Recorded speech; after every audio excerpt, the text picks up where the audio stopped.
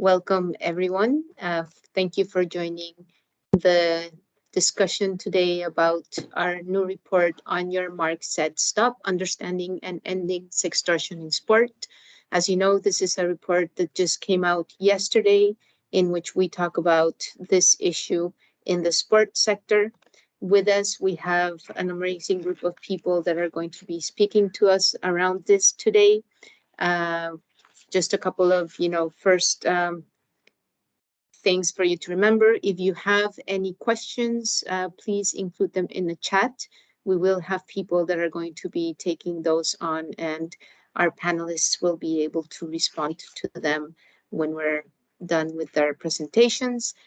Second of all, please make sure that that if you have any technical difficulties, you also write them in the chat, and we will do our best to be able to help you and support you with that. Today, we have several people that are going to be speaking to us around this issue. We have Mary Chen. She's the head of research at Transparency International since May 2018, and she also chairs the Transparency International Working Group on Gender and Inclusion and was one of the people deeply involved in making this report happen. We have Sylvia Chang, who is a former city councilor for legal affairs and sport in Frankfurt, and is a lawyer as well, specializing in compliance, human rights, and sports law. In her free time, she also voluntarily chairs the Working Group on Sport of Transparency International Germany and is a member of the Legal Council of Athletes in Germany. Sylvia was also the German champion and participated at the Munich Olympics in 1972 in the athletics 800-meter run. We also have joining us from the other side of the globe. We have also Minky Warden. She is Human Rights Watch Director of Global Initiatives and develops and implements international outreach and advocacy campaign.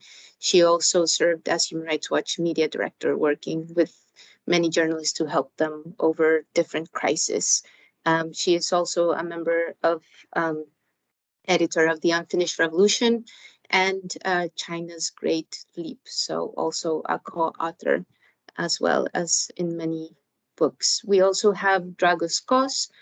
He's currently the chair of the OECD Working Group on Bribery in International Business Transactions.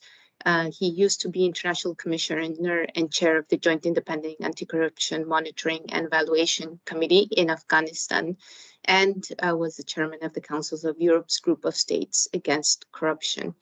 In his country, Slovenia, he was the chairman of the Commission for the Prevention of Corruption between 2004 to 2010, and was also a referee in FIFA, UEFA, and is still a referee observer.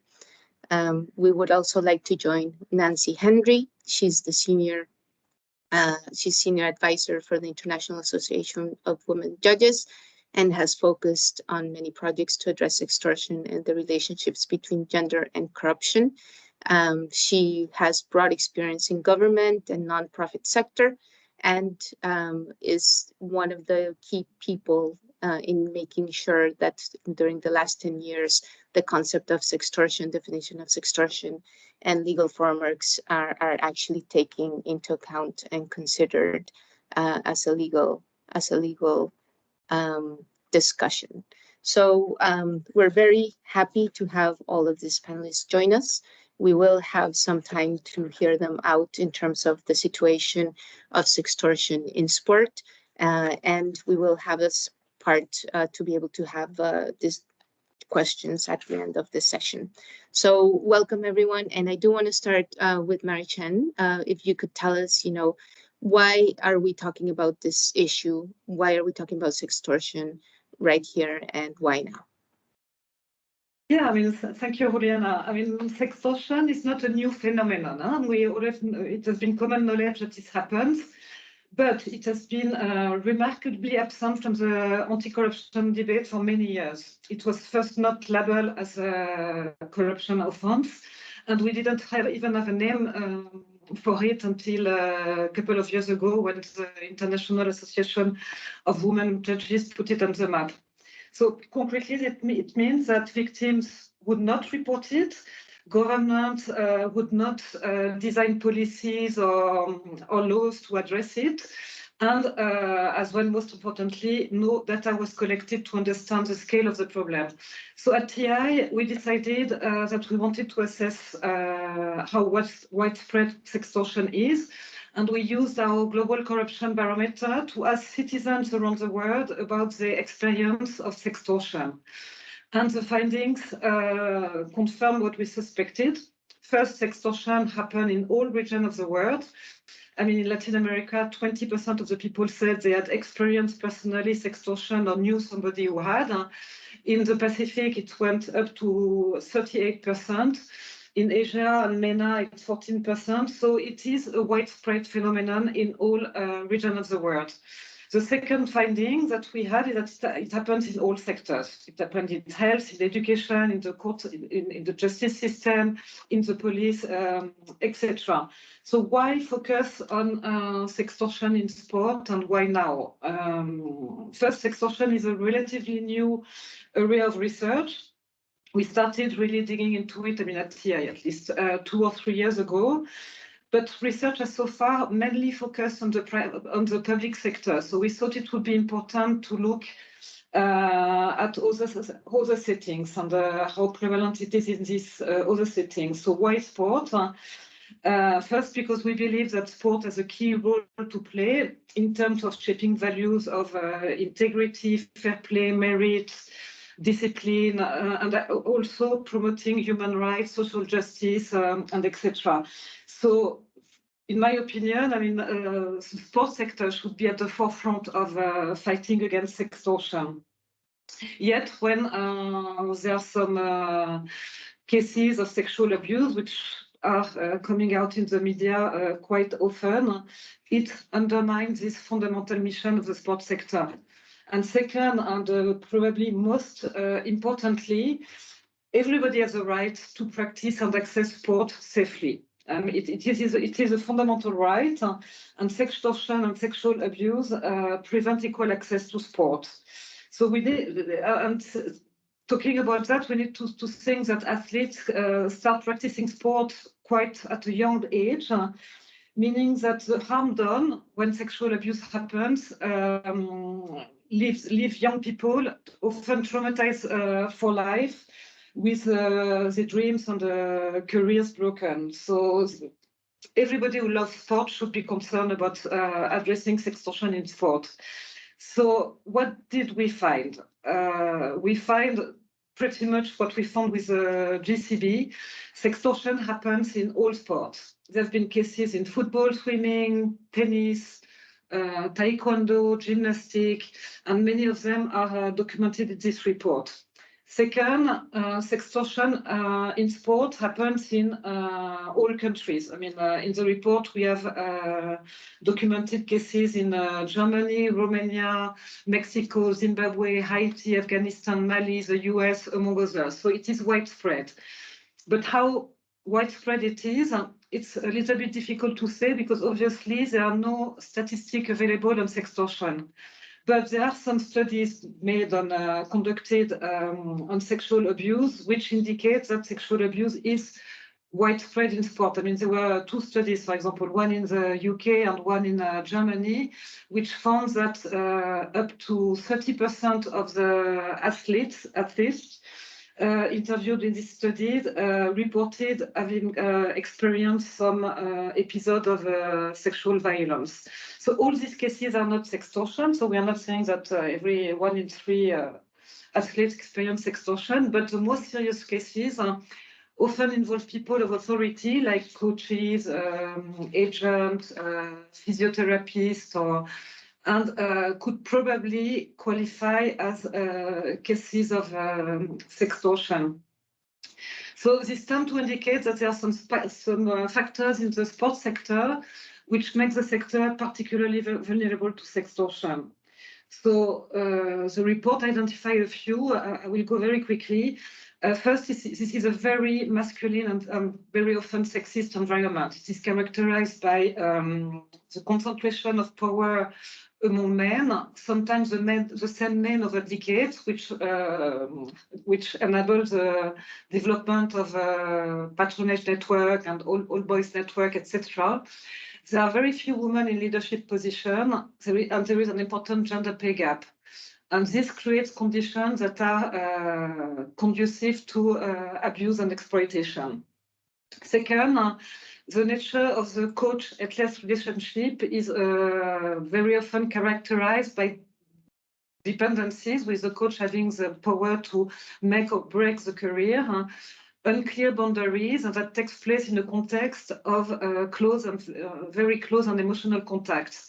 And this carries specific risks for sexual abuse.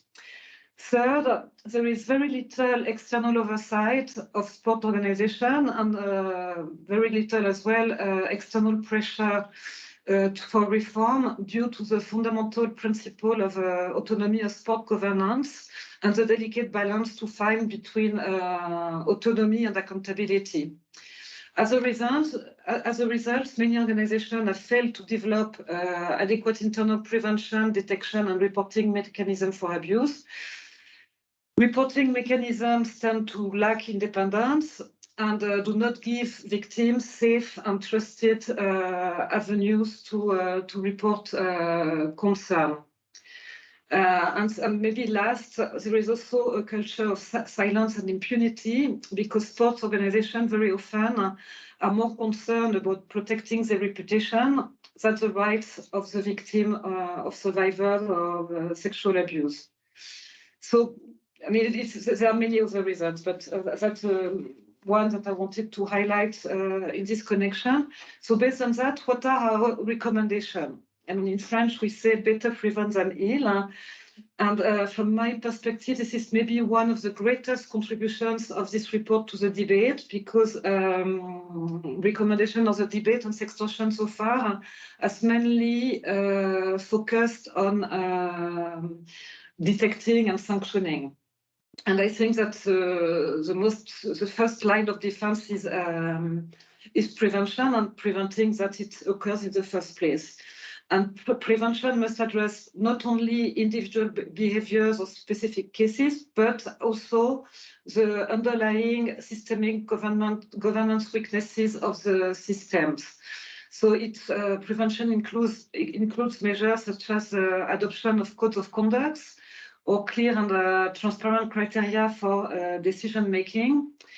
It also includes longer-term measures aimed at changing the culture and the often sexist culture in the sport sector through gender awareness raising, training on sexual abuse, promoting the participation of women in decision-making. And one thing that I find important as well, but our expert on sport might want to elaborate on that, but I think that to stop power being concentrated among men, prevention measures should also introduce term limits for senior officials in the sports sector. So that's prevention, but once sexual abuse and sextortion occur, sport organizations should introduce safe and effective internal reporting mechanisms and independent investigation and sanctioning processes. And last, sport organizations at all levels should develop clear sanctioning regimes for sextortion. So that is, in a nutshell, what the report finds. And over to you, Juliana. Thank you, Marie. And I think that there are a lot of findings in the report that are very interesting and recommendations as well. I think, first of all, we want to take a step back and perhaps ask Nancy, in the work that she has been doing, why is it important to talk about sextortion and sexual abuse from the side of corruption? And what would you say differentiates sextortion with other forms of sexual abuse? Thank you, Juliana. Well, the chief distinction, of course, is the corruption element. There are many forms of sexual abuse and exploitation. domestic violence, sexual assault, rape, child pornography, sex trafficking, FGM, sexual harassment, online sexual blackmail. But unlike sextortion, none of these requires that the perpetrator be someone who's entrusted with authority or that he abused that authority in exchange for a private sexual benefit. The one exception, of course, to that would be quid pro quo sexual harassment. A supervisor who grants a promotion in exchange for sex rather than based on merit is, of course, also engaging in the same kind of corrupt exchange you find in sextortion, and we would characterize that as sextortion in the employment context. But the vast majority of sexual offenses do not contain that key element. There are, I think, many reasons why the anti-corruption community should want to address this issue. To begin, of course, as noted, while sextortion, if sextortion were adequately addressed by the existing gender-based violence laws, which it is not, it would still be something that the anti-corruption community has a huge stake in addressing as a sextortion offense. Sextortion falls squarely within accepted definitions of corruption. UNCAC consciously frames undue advantage in the broadest possible terms, encompassing abuse of power in exchange for sex. And as an abuse of power, it causes the same damage to transparent, accountable, democratic governance and fair allocation of resources as other forms of corruption do. So why would the anti-corruption community want to turn a blind eye to officials who abuse their power in exchange for sex rather than cash? The individual harm may be different, but the social harm is really the same. And we will have accomplished very little if we eliminate financial bribery, but widespread sexual bribery continues to distort governmental decisions and actions. Unfortunately, I think one of the challenges is that there are many people who've been more than willing to turn a blind eye to sexual abuse, not only in sports, but elsewhere. Just yesterday, the news in the United States included a report about survivors who were ignored, minimized, and even vilified by top clergy in one of our largest Protestant denominations in the US. And the attitudes that contribute to that sort of willful blindness are really deeply entrenched. So I feel as though it risks marginalizing sextortion to treat it only as a gender-based violence issue that doesn't merit the same attention as other corruption issues. So those are the two parts of it. One, I think we miss a huge piece of corruption if we don't address it as a corruption issue. And two, we send messages about its importance and how it should be dealt with that are really very counterproductive. In general, we need to recognize the links between gender and corruption and not attempt to compartmentalize the two. Corruption in general helps to perpetuate gender inequality. And it's that corruption element of sextortion, not really the sexual one, that works to deprive women of access to services, education, economic opportunities, all of the things they need to participate fully and equally in society. And the anti-corruption community needs to embrace that and address the gendered aspects and implications of sextortion in order to treat the entire issue of corruption within society. And sextortion is really a huge piece of that. Thank you, Nancy. And I think it's that's key what you're saying, just in terms of keeping the debate alive, in terms of the abuse that is faced because of one's gender or orientation. Minky, you have documented many cases of sextortion around the world. So how prevalent would you say that sextortion is in general and in the sports sector? And what is the impact that it has on survivors of sextortion. Yeah. So thank you very much to Transparency International. This important new report on sextortion really is helping to define a term that should be very well known across sport by every parent, by every sports federation, by journalists and others. And you ask about the scope and the scale. So there are millions of children and athletes who are in sport and who are affected by this, either because they are direct victims or survivors of abusers or because they witness it. And Human Rights Watch over the last 3 years has done a series of reports in Afghanistan, where Karamuddin Karim, the president of the Afghan Football Federation and a warlord from Panjshir province, was extorting the women and girls and the teenagers of the national team for sex. We did a book-length report on abuse in Japan ahead of the Olympics last summer in 2021 that looked at the full range of abuses, including emotional, verbal, physical, and sexual abuse. We've also done studies of Haiti, which is covered, of course, in the Transparency International report. The president of the Haiti National Football Federation, Yves Jean Bart, and his vice presidents were involved in sextortion of the women's national team for a period possibly as long as 2 decades. When the women and girls of the national team reported this to FIFA, the global sport governing body, the response of FIFA was to call up the federation and to tell them they had a problem. So they informed the president that women were reporting him as a sexual abuser. He has now been banned for life. And we've also done reporting on basketball, global basketball. The women and the girls of the women's national team, the under 18 team, so these are all children in Mali, reported they were sexually abused. The president turned up in their hotel rooms at the World Cup at 2 a.m. in the morning to extort sex. When the girls refused, the head coach, a man named Amadou Bamba, who's now been indicted for pedophilia, when the girls refused, he kicked them off the team. And I'd like our discussion also to focus on what happens when the women and girls, often children, men and boys, are extorted for sex. So they are denied access to education, meaning they can't get scholarships.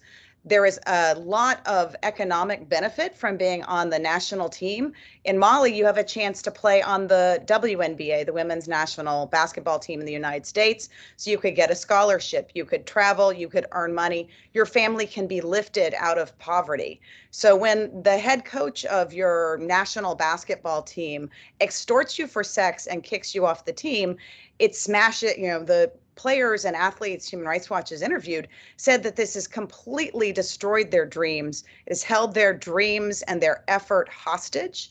And just to say, when the women and girls did everything right, they reported it to the president of the Mali National Basketball Federation, a man named Haruna Maiga, and he said, you can have your position back on the women's national team if you shut up about the sexual abuse. So it's the entire system as it is now looks like there is the possibility to report. But when women and girls and men and boys do this, when athletes do this, they often find that their careers are held hostage again. And survivors that we've interviewed have said that it's often their experience when reporting and how poorly the sport they've devoted their lives to treats them that causes the greatest trauma. So I like Marie says, I think it's very important. One takeaway from the research that Transparency International has done and that Human Rights Watch has done is that it appears that there is zero tolerance in sport for sexual abuse. But in practice, our reporting in multiple countries, and we've also interviewed survivors of Larry Nassar in the United States, it appears that there is a way to report sexual abuse, but in practice, there is not. So you could say that from a transparency point of view, it is even more dangerous to have systems that appear that you could report abuse, but in fact, your abuser will come back and retaliate and kill you or take your sport away forever. And it's completely unacceptable that these courageous whistleblowers, often teenagers in sport, have to risk their lives and sacrifice their career when the powerful leaders of sport are taking no action.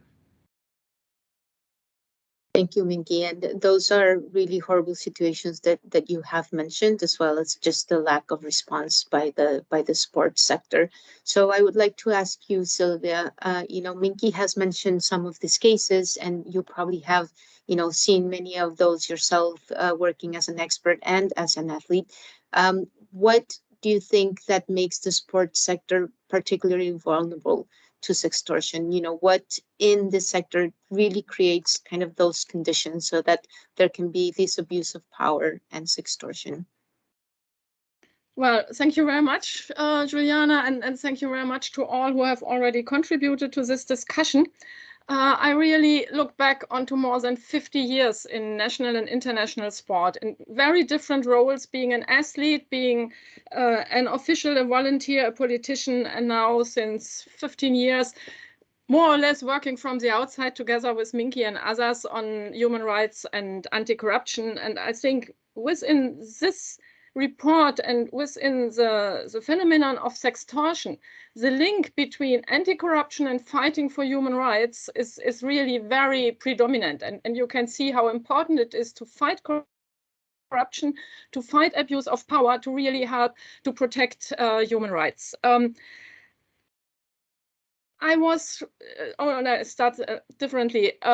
Minky now has been talking about very difficult, very serious cases. And I would like to answer your question, Juliana, to talk a little bit about in which culture these cases are rooted, and that we have to look onto the entire picture of sport to really eradicate very difficult and serious cases like happened in Mali and Haiti and Afghanistan and other countries, because it's closely linked together. When I first read the report, Breaking the Silence, it was a report 2 years ago published by Transparency International on sextortion in the public sector all over the world, I was really thrilled, because all of a sudden I had the missing link between my work on anti-corruption, on transparency in sport, and what I had observed the years before, the increasing situation of misuse of power to have sexual benefits, and the upcoming discussion on Me Too in sport as well, and the situation on sexual abuse in Germany, but in other countries as well, in sport and beyond sport. Because with sextortion, you really link together misuse of power, and that is something we have everywhere in sport. We have power, uncontrolled power, not limited power. We have a deficiency of check and balances in all areas of sport organizations. And with that, to misuse your power, whether to get money or whether to get sex or to get both, is easy to do. And so to understand sextortion, and that's why I then started to find some money with the Friedrich Naumann Foundation. I'm very happy that they gave the money to have this report now to publish and to work together with Transparency International and experts in Germany and beyond on this report. What I have been observing, and maybe from time to time suffering, is a very male culture within sport. I started on the international level in 1976. I was age 24. In many cases, I was the first woman, the only woman, and until about the year 2000, then 48, I was the youngest woman. And so when I started to work in cycling in 2000, I was the first woman there in the highest body. And then there was a very male environment, and there were jokes, and then the men even said, oh, we shouldn't make this joke now because now we have a woman here. And so that's a small remark. That's nothing to feel myself as a victim. But this describes the overall culture, the overall environment. And then I experienced in German sport a very high official, very powerful man who has been really stalking women, young women who wanted to make a career within sport. We are not just talking about children and athletes, but we are as well talking, and I think that's important, about grown-up women who are but not on the highest level of power, who are just starting their career in sport or want to start. And then this man, he didn't even understand what we were reproaching him, because he used his power to really bring one young woman, a very good young woman, but I think she's lost now for a career in sport after she suffered for several months.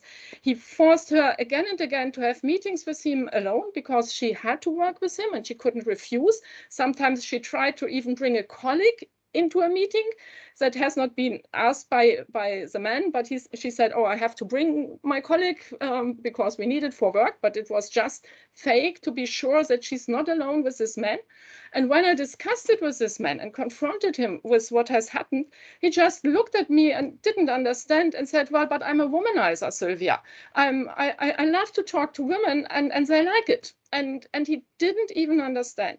And that's a culture, and that's a lack of awareness that we really have to stop, and to raise the awareness all over sport, from the very low level to the highest level of official, that it cannot be that they say, oh, we have somebody especially working on sexual harassment and sexual violence, but we are I am the president, I am the member of the board. It's not my topic, because I am always very nice to women. But not always being nice to women is what women really feel being nice. And so that's what we need to change, this overall culture, to bring it into the minds of everybody, that everybody is responsible at the very highest level, and not just to outsource it to some experts and they can work on it, but really look into this overall culture and change it and limit the power people have within sport, be it coaches with athletes, be other persons from the entourage of athletes, but as well being high officials who just have the power on careers, on everything, and there's nobody to tell them, no, stop, you can't do it like that. So I think this report can really be a breakthrough to bring this into the heads of everybody, and I'm really looking forward to campaign on it internationally, and especially in Germany, where we are talking a lot on prevention.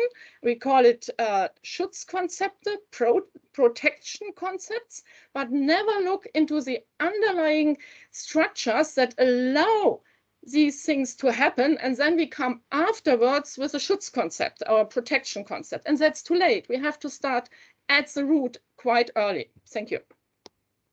Thank you, Sylvia. And I think that everyone in this call agrees that going to the deep root of the issue is what's going to ultimately solve it. There's also an issue about accountability, and you were mentioning, how do we limit the power of those that are abusing that power? So it would be really good to hear from Drago, in your opinion, what is it in terms of the autonomy that sports might have, which makes them not the ideal place to be able to really kind of limit that power by governments or by others, and what do you think should be done in terms of those gaps that might be found in terms of that accountability, and in terms of really the role and responsibility of international federations and local and national institutions? Well, thank you first of all for the question. Good afternoon. I have to say, I have to start with, let's say, congratulating Transparency International for starting this topic and for developing this report, because it was an eye-opener for me too. I was so thrilled when I read it for the first time, and let's say every version afterwards it was much better than the previous one. So I learned a lot, and it gave me a lot of thinking. So you see, the problem is that sextortion has not been spelled out as a particular problem in any of international sports federation I know. You have sports federations which are, let's say, doing a lot in different areas. Let's say some forms of corruption, let's say match fixing, is more or less very well covered. You have, let's say, some other things to protection of human rights, but protection of human rights in general. So sextortion is something which is not dealt with specifically, and I think this is the biggest problem we are facing. From the legal point of view, it is more or less clear that, let's say, the legal provisions have to cover sextortion as a criminal offense of corruption on both on the active and passive side. The only problem is that, you see, this is a bit more complicated form of corruption than, let's say, the traditional giving and taking the bribes in form of money or some let's say, tangible benefits, pecuniary benefits. And that's why I think the sports officials and basically the whole sport is extremely reluctant to deal with this issue in a planned manner. Also because they would like to protect the victims, because the victims, although they have been forced into the let's say the events, if you have the investigators and prosecutors which are, let's say, too hot on doing things, then the victims will suffer too. And when I speak victims, I mean, I don't mean victims in the legal terms. I mean victims in the psychological terms. So what the governments can do, the principle of autonomy of sport is really so important that I would say the governments should not start interfering in the work of sports organizations, but there are so many things which sports organizations could do by themselves. What the governments can do is basically the following. They would do a lot if they would streamline the legislation so it would be absolutely clear to everyone that any form of sextortion falls under a criminal offense. It might be a corruption criminal offense, which will be in most cases, or it will be a criminal offense against, let's say, sexual inviolability of the athletes or sport participants. Second, what is needed is training. I have some doubts that sports organizations, either from the top level, meaning international federations, down to the clubs, will engage heavily in educating their members, either the athletes or the sports officials. So the governments can develop models here for training and offer them to sports organizations, or even force them to accept those models, in the sense that they also have to, let's say, participate in this preventive scheme. The third one would be, let's say, we need someone who will really carefully watch what is going on. This brings me maybe to some might say to blasphemic idea. Let's say we need an organization which will really deal with those issues. Some 20 years ago, there were serious efforts to establish international organizations similar to WADA, the World Anti-Doping Agency, in the area of corruption. The money was there, sport was heavily interested in it, but then, let's say, the political side of this triangle, mainly the governments, were heavily against it. And this is what was not also so far ago. Let's say in 2016 in London, just the day before the final memorandum has been issued, there has been a clear statement in the memorandum that the World Anti-Corruption Agency for Sport would be established. During the night, the words had been replaced by, let's say, considerations will be given to some sort of a platform. We are still thinking about this platform. Now, the UNODC is leading this exercise, and thanks God somebody is doing it, but we are still at the stage of thinking on how to develop this platform. With other words, if we will not have an organization which will have to be composed of, from the public side, governments, sports organizations, for some forms of corruption, also from some other, let's say, from other stakeholders, I'm afraid nothing will happen. There will be some international sports federation, mainly, which should be putting a lot of emphasis. Let's say, I can imagine that, let's say, UEFA and FIFA will be listening to this issue carefully and doing something, but not in all sports federations. So we really have to develop a broader concept which will force sports federations, national federations, and clubs or sports organizations in the country, that they will start dealing with this issue in a planned manner. Otherwise, the thing will be left to, as some of you have said already, to few international experts studying the cases and developing and presenting the reports. We have to start a whole front in this area. And I think this report is a very good, let's say, starting point for this front. Thank you, Drago. And you do mention that that part of the problem is that sports organizations often lack either the independence or the capacity to be able to kind of look into this issue further. So I think that it would be good to hear, some of the recommendations that that we're, proposing, not just from TI, but in general civil society organizations towards making this possible. So Minky, what would be 2 top recommendations that that you have been, kind of thinking about when talking about sextortion and really addressing the issues of governance that that Drago was mentioning? Thanks very much. And really, the problem of sextortion in sport is a problem of poor governance. And I think it's really important that the new standard is the UN Guiding Principles on Business and Human Rights. And that requires 4 things. It requires human rights due diligence. Many of these sport leaders have never had a criminal background check. I also want to say that investigative journalists have done a really important job of documenting these abuses and sextortion separately from human rights organizations or transparency. So I think the critical thing is human rights due diligence, monitoring, remediation. The athletes have who are survivors of abuse in their sport have a right to a trauma-centered approach. They have a right to justice, to compensation, to pro bono legal support, and they have a right not to be killed or to have family members threatened because they have brought forward evidence of sextortion or sexual abuse in sport.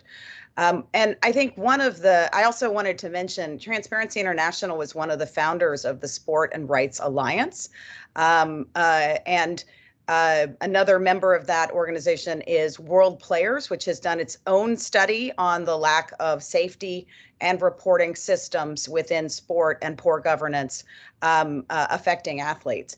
And finally, I would say that the biggest concern is that the athletes who Human Rights Watch and others have documented are being targeted are actually often the youngest in sport. And these are targeting the youngest boys and girls. They enter sport as children, but they often reach the national team when they are teenagers. And these are federation presidents, leaders, vice presidents, head coaches, doctors, and others who are using their positions of power to extort and abuse the youngest and the most vulnerable in sport. I would say that the most important thing is to center the voices of survivors, to listen to them, because often the justice process or the investigation process traumatizes them again, exposes them to often life-threatening often threats from the leaders in sport who have abused them. So I think there needs to be a comprehensive system, first of all, for athletes to report. Right now, it looks like there is one, but I will tell you there is no meaningful system in sport for athletes to report. I mean, which 15-year-old girl is going to call a telephone line in Lausanne to report that her president is sexually abusing her or other teammates? It's simply not going to happen. And then finally, I think a recognition that transparency is the key thing. The last part of the UN Guiding Principles on Business and Human Rights is that you do human rights due diligence, monitoring, remediation, and the final pillar is transparency. And right now, we have zero transparency about these cases, even when these cases are investigated and two presidents of national football federations have been banned from sport and fined $1 million, and yet there is no meaningful transparency about what access to justice there is for victims. So I would say transparency is key, and really the entire human rights community and the sport community owes a big debt of gratitude to transparency for this important new contribution to research. Thanks, Minky. Sylvia, in your opinion, what would be, a couple of key recommendations, also taking into account the challenges of having smaller organizations? We've talked a lot about like the big organizations of sports, but there's also smaller leagues. So what are the recommendations that could be considered for also those types of organizations that might not be as big as the international ones? Well, I can more or less echo what Minky just said. We need a comprehensive system, but it must be as simple and easily to access as possible. And what we observe in sport, we have a lot of different sports, a lot of different organizations. If I look onto my own country, in Germany, we have 90,000 sports clubs. We have 27 million members. So that's huge. And then we have a federal political system. And we are just starting to discuss different issues, human rights, but separated from sexual violence. I always try to explain to everybody that's one issue. Sexual violence is a part of a human rights problem. So you have to put it together, but we all discuss it step by step and separately. And we have just a very absurd situation in Germany that 3 weeks ago, the sport ministry launched whistleblower hotline just for match fixing cases. And then 1 week ago, Athletes Germany launched a hotline just for sexual violence, but just for high performance athletes. And the ministry is now working on launching a next hotline on sexual violence for everybody in Germany. So these are already 3 different hotlines, and that's something that usual people will not understand. So we need, when I take Germany as an example, we need something like a network. You have to have one central point to go there, but then on the lower levels, for smaller children, for parents who feel there's something going wrong with my child, they will not call in Berlin a central safe sports center. They need some help on the place with organizations that are independent from sport, but expert with those cases. And we have them all over the country, but we just have to bring those together and build up a network that can really help on all the different levels, and that's not confusing everybody, and in the end leave people there to study for days, which number shall I call for this, what happened to me. So that's part of the problem. And on the international level, I know I've seen that Joyce Cook from FIFA has joined. There is an initiative from FIFA to build up a safe sport entity.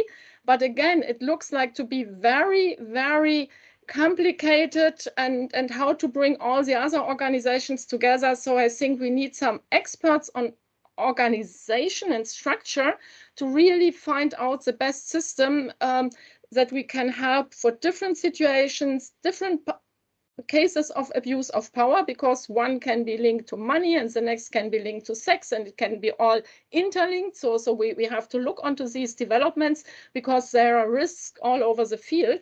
And with that, I think it's not easy to build, but one can do it, and one has to make it as simple as possible. Because if we don't do it like that, what Minky just said, a bad system is worse than no system at all. And so that must be the foundation where we start on, and then see how to step by step build up a system that really helps those who are vulnerable and those who are well, can become victims to sextortion and other misuse. Thank you. Thank you, Sylvia. And I think that gives good leadway to Nancy, because you did mention, Sylvia, that everything is connected. And so, you know, Nancy, what still needs to happen beyond sport when we're talking about these issues? Thank you. And indeed, it is a good segue. And I think one of the really significant contributions of the report is that it underscores how interconnected all of these are. When the IAWJ first conceptualized sextortion, the key insight was that we weren't dealing with individual cases of wrongdoing. We were dealing with a pattern, and it was a global pattern, and it was a pervasive pattern. And the factors that are conducive to sextortion are very similar across many sectors. And the report has shown a light on another sector where this problem has long existed and long been ignored and not adequately addressed. And the recommendations about how to address it effectively really resonate beyond sport and are applicable, I think, in many ways across the board.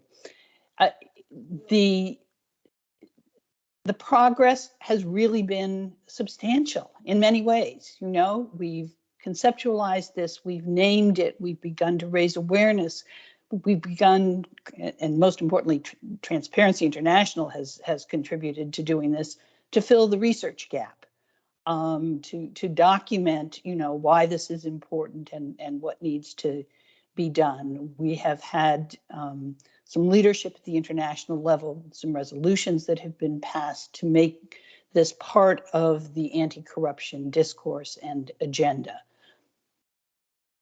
Even half a dozen years ago, that was not the case. And so that's remarkable progress in a short time, and all of that needs to continue. But as people have stressed, it's not just one thing. There is a lot that needs to fall into place if you're going to end impunity.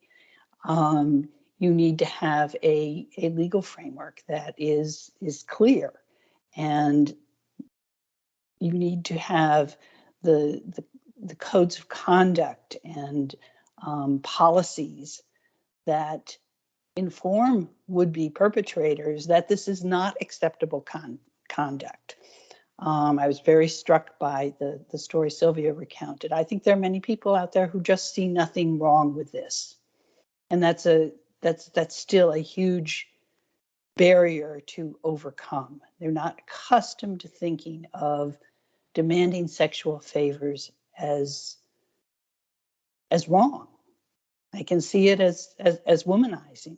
They can they don't necessarily see it as abuse of power.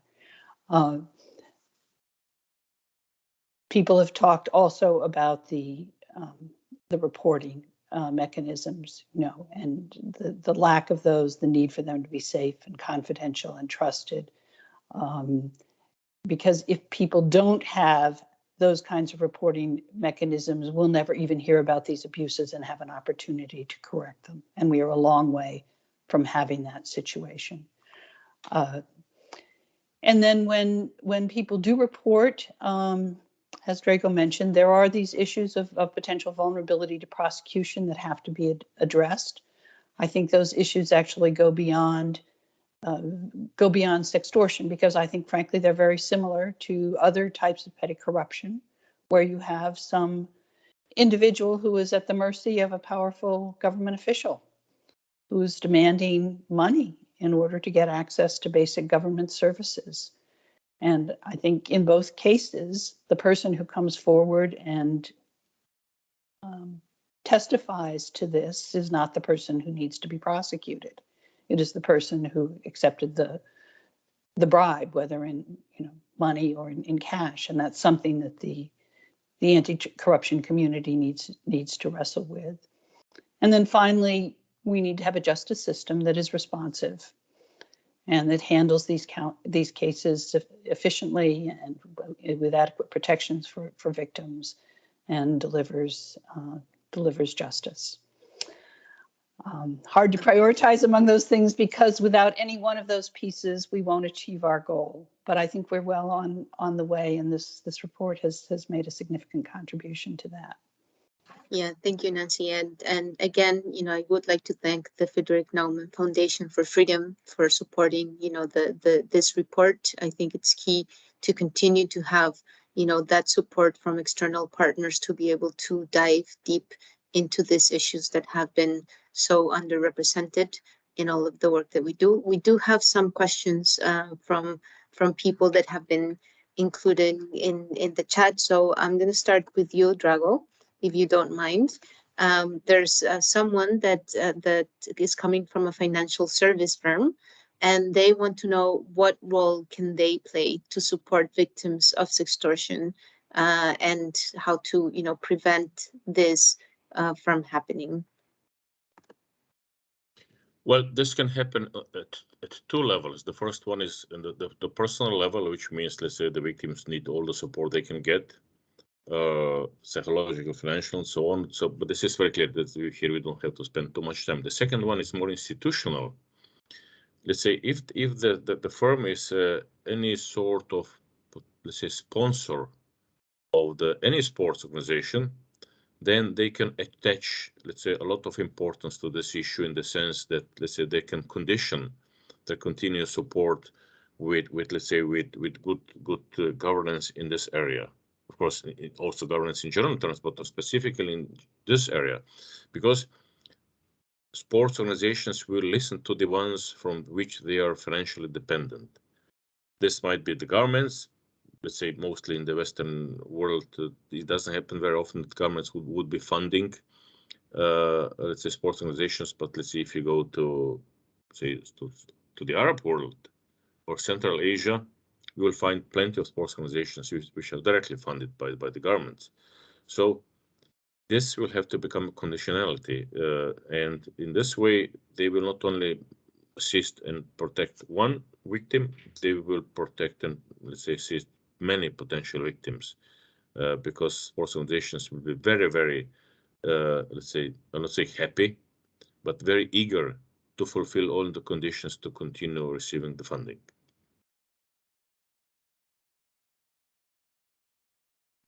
Thank you, Drago. And moving on with questions that we've received from people. This one is for you, Sylvia.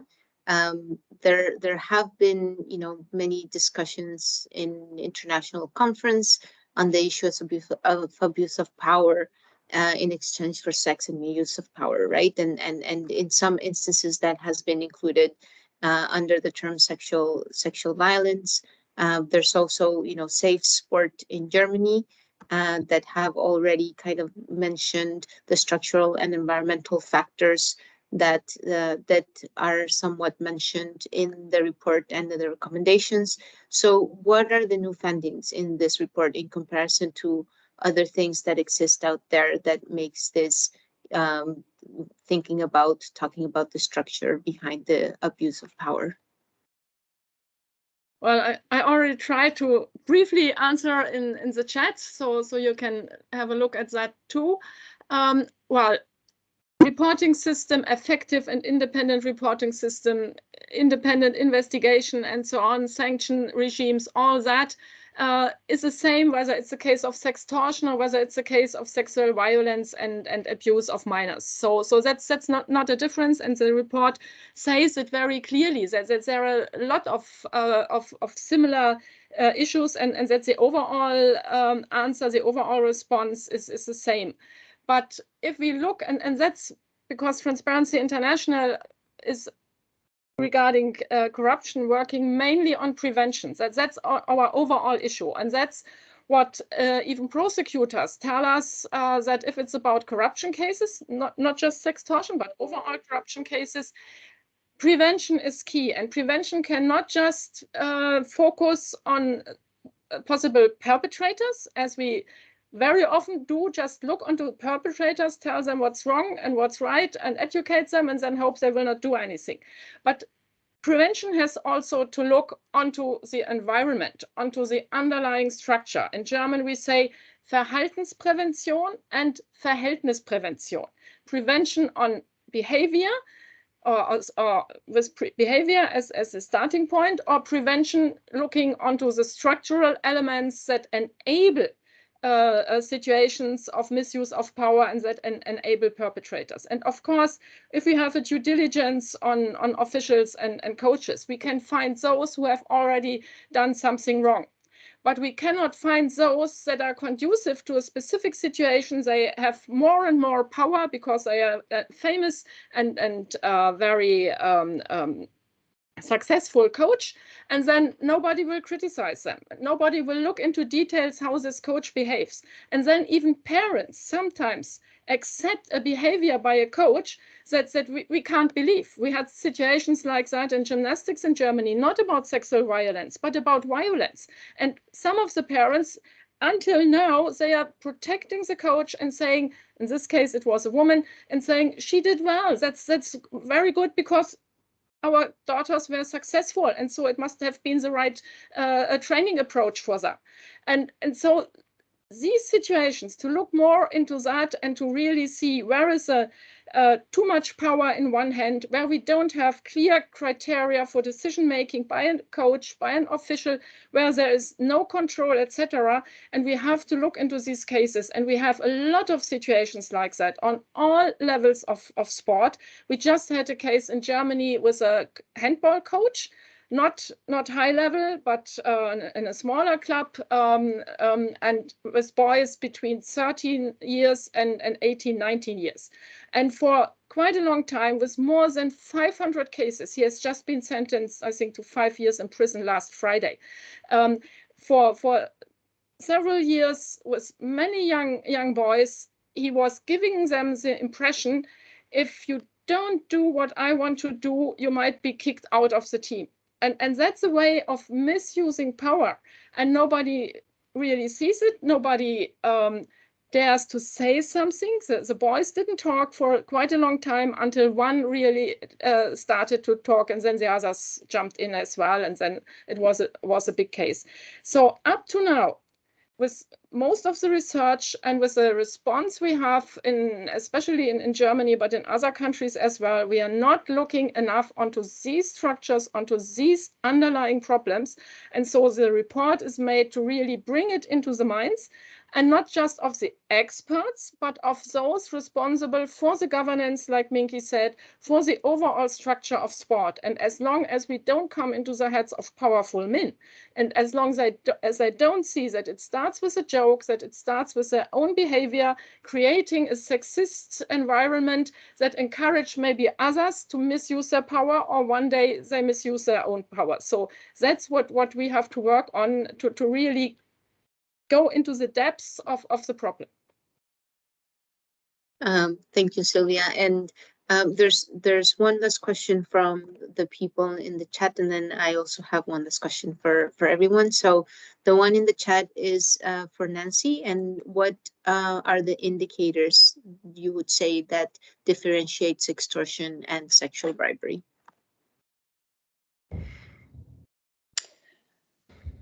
I'm not sure that I understand the difference actually between the two, because in some places, sextortion is a word that the IAWJ coined, and we coined it because, you can't even discuss a problem, let alone attempt to solve it if you don't have the vocabulary to do so.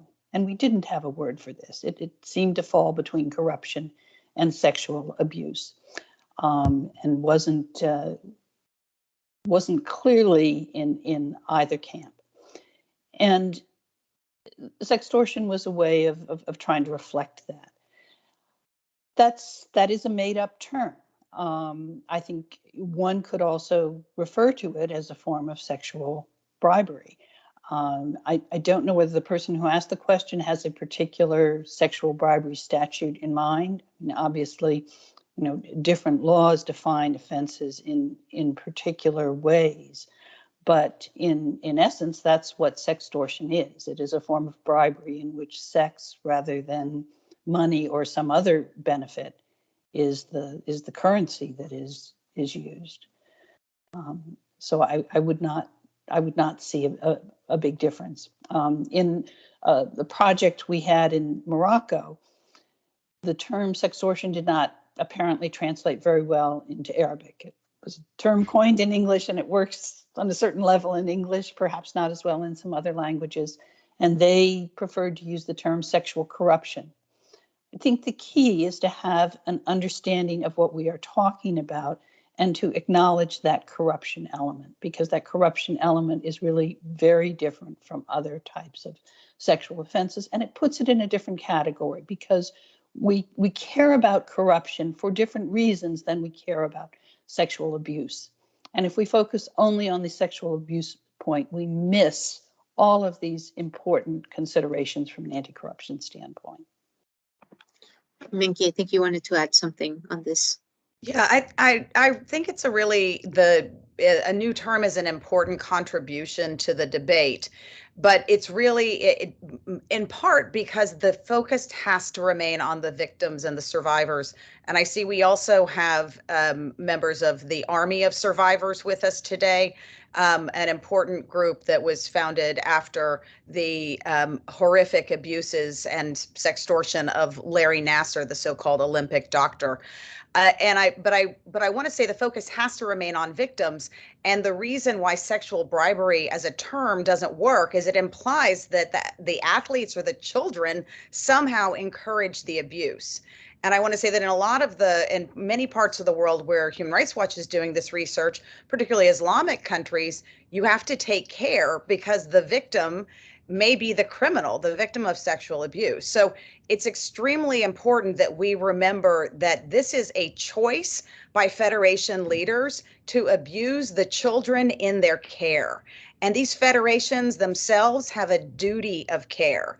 And the corruption and cronyism, keeping these presidents of sport in place for decades, it just simply has to stop. There can never be reforms. And I'd like to also point out that the head of FIBA, the Global Basketball Federation, is from Mali.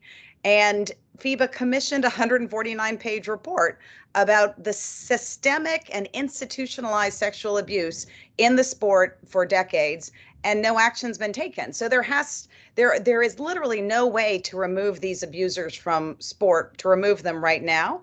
And that's something that I think the entire community concerned about this, including parents, athletes, civil society, lawyers, and others. This is really the challenge, is good governance and supporting survivors. Drago.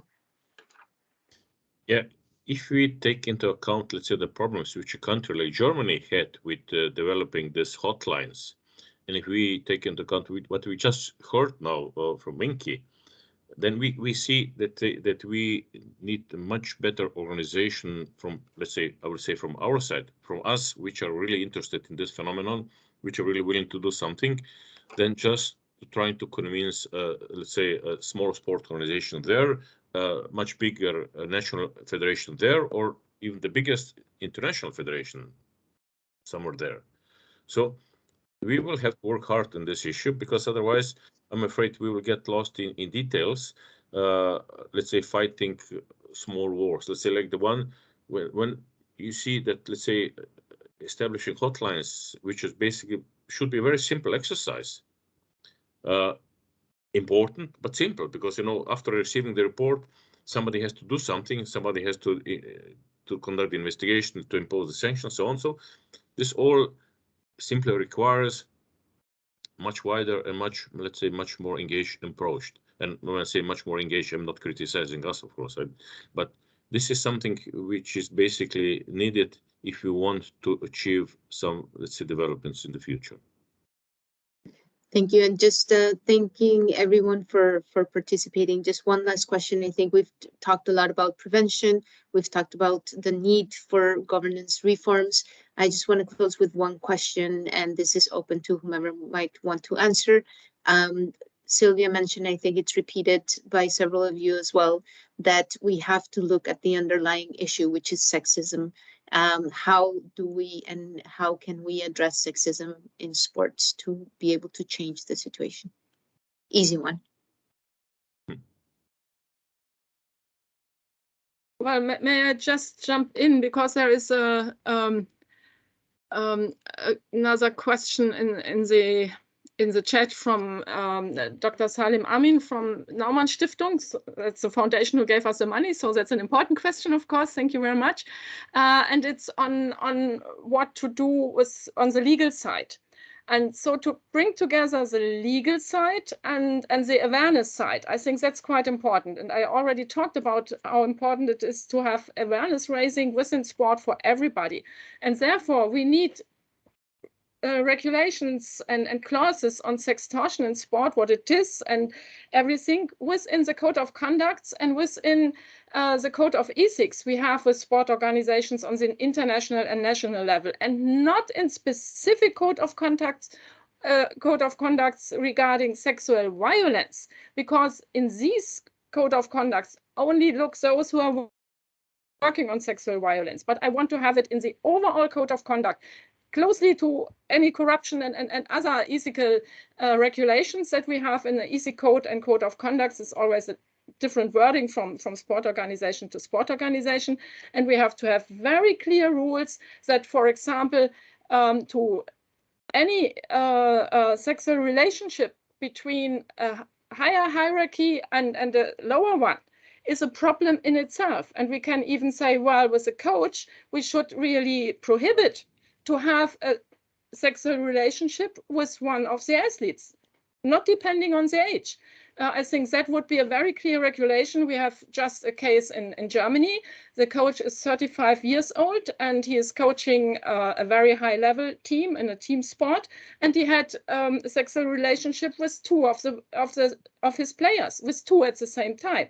Now one of them is pregnant and he just told him, well, go away. And even recommended to make an abortion. So I think that's a situation that should be from the very beginning be prohibited, and there must be a clear reaction by the club. So we need clear rules on that in code of conduct, etc. And I think, and that's something I have observed when I was an athlete, that we had coaches with a sexual relationship with one of the athletes, and then 4 years later with the next athlete. That was known by quite many, and you just should say that's not allowed, and whoever does it has to leave the team, the athlete or the coach. But if we are not consequent on that, we will not change the situation, and that's part what we need on a legal side within the regulations we have in sport, besides the criminal law we have to for the very severe cases, and what we need to do for awareness raising. And if we don't do that, there will be no change.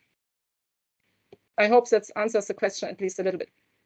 And if I could add one other thing, I mean, Human Rights Watch has interviewed hundreds of survivors of abuse, and just to go to the point that Sylvia was making, these survivors often experience physical, verbal, and sexual abuse. In many cases, the women of national teams aren't paid, so they're starving. There are no sheets on their beds. When FIFA or FIBA comes to town, they're given uniforms and food. And when the federations leave, the food is taken away, the uniforms are taken away. It's beyond the imagination what happens in the name of sport. And these athletes are crying out for help and support, and they say, you're holding our dreams hostage. These powerful sport federations have all of the power and all of the money, and they're taking no meaningful steps to support athletes and children. And it's really, as the transparency report says, it's very simple.